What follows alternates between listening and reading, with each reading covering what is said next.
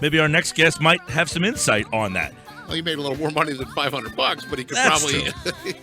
Former Flyer Danny Briere, he's now learning the business side of things inside the organization. We'll find out what he's up to and more. He played in the Alumni Game and pick his brain on some of the NHL and Flyers stuff. 6 years with the Flyers, former Flyer killer at one point, and then he joined them.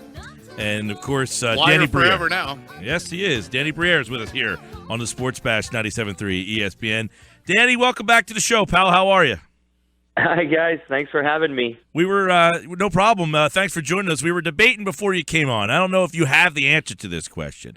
But you know the guys that play goalie sometimes that are just like the local guys, they sign to like these one-day deals. What do those guys make for that one day? I don't think they get paid. All they get is their jersey at the end of the night. That's it. Just the jersey. And maybe a hat. That's it. Wow. And, a memory of a lifetime of having a chance to be on the bench and play an NHL game. You ever have one of those things happen where one of them guys played on one of your rosters? Not in the NHL. It's happened a few times in American League when I started my career.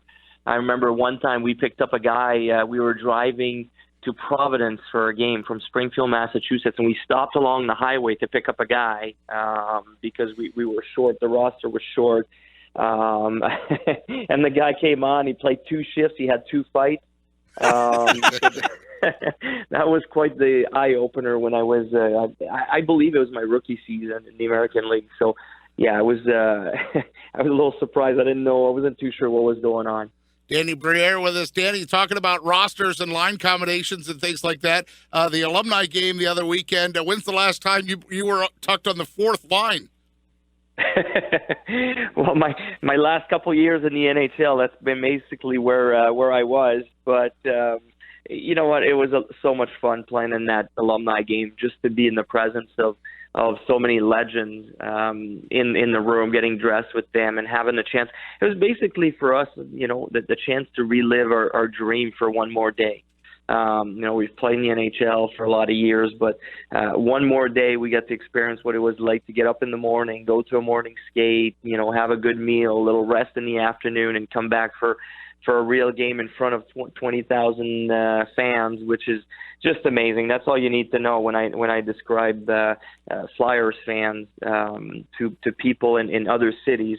That's all I need to mention is the Alumni Game, 20,000 people there to watch some very slow hockey, but it was a blast for us. The old guys is what Dave Poulin called it. He related a story to me about being in the Toronto airport and seeing a couple guys in Flyer shirts, and he said, "You're not going to Philadelphia to watch us, are you?" And they said, "Well, yeah, we're old." I mean, that's why they wanted to be a part of it. But you were on line with Simone Gagne and the Hound, Bob Kelly, and Bob Kelly actually he looked pretty good out there. He got an assist on Brownie's goal. So, but your goal too, where you roofed it. Had you learned from the first experience? Like, listen, if I get another chance here, because Al Morganti actually called it on the broadcast and said, "All right, he's probably a little frustrated that he got stopped that first time. Trust me, the next time he's going upstairs to the cookie jar." Yes, in the first period, we were kind of on our toes. We're too sure how hard we should go. And then their goalies started diving all over the place and making kick saves, and so I was like, all right, we're due to score one. So there was a little bit more to play for the rest of the game, and it was so much fun to watch. And I was surprised. I think I was very impressed by the Lindros, Leclerc, and Renberg line. Just the size of them on the ice was amazing. But these guys can still move. It was a blast all around to be in that game. I feel very fortunate that I was selected.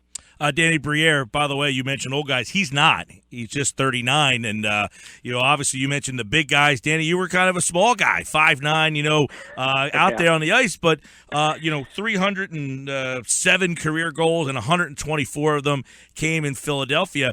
I'm really interested, because when you were with Buffalo, those Buffalo Flyers teams seemed like they met up in the playoffs a lot. The Barnaby teams, man, what a pain in the ass he was to play against. When you made that decision to go to Philly, did you ever envision, 9 years later, you'd still be in that organization? Well, I knew when I was making that decision that it was, something that was going to impact my life for a long time. And the kids were coming up. I knew we'd be in, wherever we choose, we'd be in that city for a long time because high school was around the corner for them, and we didn't want to move them around all over the place. So I knew it was an important decision. But looking back at the history of the organization over the years and what Mr. Snyder had built for this organization, I felt very secure and very safe and very lucky to have the opportunity to join the Flyers. Now, you've played in Buffalo, Phoenix for 6 years. You had a cup of coffee there in Montreal. What is different and special about the Flyers organization? Because we always hear things about the Flyers do things a little differently, and Mr. Snyder's name seems to be at the top of that list. But you lived it, but you also lived other, good organizations, strong organizations. But, is that what made the Flyers stand out? Yes, the sense of family. When you hear the players say it, and it's the same theme that we heard over and over again last weekend, is that once a Flyer, always a Flyer. And that's what I learned in this organization. I learned first and foremost from Mr. Snyder himself. Even after I left, I was with the Montreal Canadiens, and we had just beaten the Boston Bruins in Game 7 to get to the conference final. And the next morning, I get a call from Mr. Snyder to congratulate me and to tell me that he was behind me because I was a Flyer. I was always going to be a Flyer in his mind, and it didn't matter where I was going to end up or where I was playing. So that taught me a lot, and that sense of family that you're brought in with the Flyers, it just stays with you, and there's nothing that compares anywhere else that I've played. Danny Briere is with us. You mentioned family and a lot about that. So what are you learning now, behind the scenes, as part of the Flyers family? What are some of the things that your day-to-day is like in terms of learning the business side of things? Well, I feel very lucky because I get to follow guys like Paul Holmgren and Ron Extall and Sean Tilger and many, many more in how an hockey organization works. And, that's pretty cool. When you play, you have meetings about your power play and the teams that you're going to face and the goalie you're going to face. But you don't realize everything that goes on behind the scenes and all the people that work to put up a game and make sure everything is ready for players to play. So that's what I get to learn, and it's really cool. I enjoy it a lot. Danny Briere with us, our guest. And Danny, let's talk about your former roommate, because you mentioned Ron Hextall a second ago, and he's come out, and the former roommate would be Claude Giroux, who lived with you for a while, and he's come out today and said, she just needs to relax sometimes, that he presses too tight. Have you ever experienced that, where you're just gripping the stick too tight and things aren't working for you? Yes, it's happened many, many times over the course of my career. And then, knowing Claude, he's very, very competitive. He doesn't accept half measures. And, when things are not working and the team is not winning as often as he feels they should, he takes it upon his shoulder to try to turn that around. And, sometimes it's not the best way to go. You just have to maybe relax a little bit and, kind of slow things down. It's not easy to do. You want to take control, but sometimes it's better to let things come to you. But one thing you can't fault him is his competitiveness and how much he wants it, how much better he wants to get every single day. So, I've always said Claude is probably, if not one of the most competitive guy I've had the chance to play with. Danny Briere is with us here. What I'm interested to hear this from you, because you're a guy who is still closely removed from the game, about when you watch this Flyers team. Here's a team that had a 10-game win streak. They've obviously had some struggles. There's a team that made the playoffs last year because of a great run, very young. What excites you about the core of this Flyers team?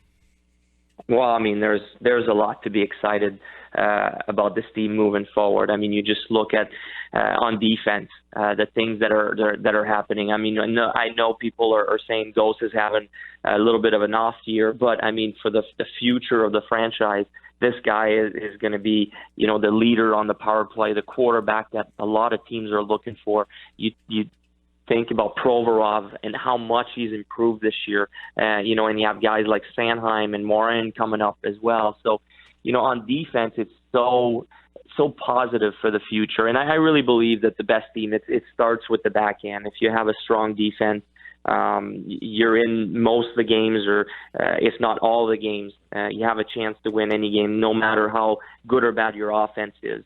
But then on the front side, I mean, Giroux is not that old. Voracek is still young.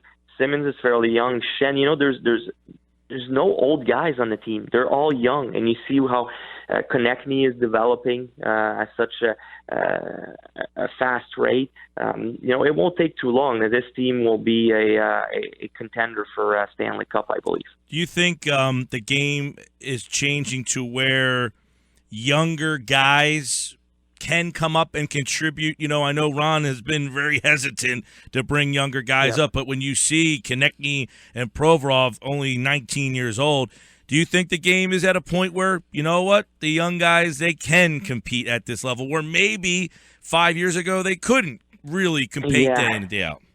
I think, it's on an individual basis. I believe, I believe like Ron Extall, that you have to be patient with guys. You have to give them the chance to develop. You can't rush them and put them in a position where they're sitting on the bench most of the night. If they're key contributors, like you've seen with Provorov and Konechny this year, that's a totally different situation. They're going to improve. They're going to get better. If they're not playing, then I'd rather see them in the minors. But the other thing is, nowadays, the players at such an early age, I think it started turning around the Crosby era, around the time when Crosby came in the league. Guys were ready to play at a pro level at a lot earlier age than when I was a rookie. I remember when I was 18, 19 years old, there's no way I was ready to play at this level. It took me till I was 23 or 24 to be able to make a difference. But nowadays, with the way guys are training, their nutrition, the way psychologists, everything that they're taking care of to be better prepared when they arrive at the NHL level at 18, 19, or 20 years old, it's just amazing. Danny Briere with us. Danny, did you put a lot of stock in plus minus when you were a player? I saw a graphic last night. The headline was negative effects, and there's not a single Flyer who's actually on the plus side of the ledger when it comes to plus minus. Do players even really look at that, or is that more for the coaching staff and the media pundits to debate? I think it's more for the media and the fans to look at. There's always somewhat a little bit of a correlation. You have to pay attention a little bit to it, but it doesn't tell the whole story. So I take it with a grain of salt. On the flip side, the Flyers' power play is where they get most of their offense. You don't like seeing, as a player, you don't like seeing those double-digit minuses, but they're going to happen sometimes. At the end of the day, what matters is the win columns. That's the most important part. And, I believe the Flyers are maybe not as good as the 10-game winning streak they were on, but, their last 15 or 16 games, they're better than what they've shown. So they're somewhere in between, I believe. Danny Briere with us. We'll leave you with this, Danny. You talked a little bit about what you're learning behind the scenes. What's your end game goal for Danny in hockey? Do you want to remain in the game? Is there a position that you've kind of can see yourself gravitating towards now that you've been behind the scenes for a couple of years? Not yet. I don't know. I don't have a clear picture yet. I'm enjoying what I'm doing. I get to spend a lot of time with the kids as well that are growing, something that I didn't have a lot of time for when I played. So I'm enjoying that side of it too. But I still love the game. I'm a big hockey fan. I've always said it. I love watching games. I love the business side of it as well. Where is it going to take me? I'm not sure at this point. It's too early to tell. But being involved in hockey, being involved with the Flyers organization is pretty cool. 6 years in Philly, and, of course, 124 of his 307 goals right here wearing the orange and black. And Danny Briere, was fun to see you as part of the alumni game, and many more of those for you, I'm sure. And good luck with wherever this game takes you in the future. It was a pleasure seeing you play on the ice, and we're looking forward to your life off the ice, wherever it takes you. Great. Thank you very much, guys.